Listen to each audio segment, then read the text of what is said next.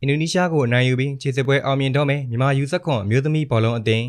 ကဲပရိသတ်ကြီးတို့ရေမြန်မာအရေးချင်းအစ်စ်အမှန်ကိုမိန်းကလေးတွေပြီးထုတ်ပြနေခဲ့တဲ့မြန်မာယူဆက်ခွန်အမျိုးသမီးဘောလုံးအသင်းကတော့အာရှဖလားခြေစစ်ပွဲစဉ်ကိုတော့အခုအချိန်ထိအောင်မြင်မှုတွေသိမ့်ပိုက်ပြီးတော့အနိုင်ယူထားနိုင်ခဲ့တာပဲဖြစ်ပါတယ်ဒီပွဲစဉ်ကိုမြန်မာနိုင်ငံကအင်ရှင်အနေနဲ့လက်ခံကျင်းပပေးခဲ့တာဖြစ်ပြီးခဲ့တဲ့အောက်တိုဘာလ15ရက်နေ့မှာတော့မကာအိုအသင်းနဲ့ရှင်ပြိုင်ခဲ့ရပါသေးတယ်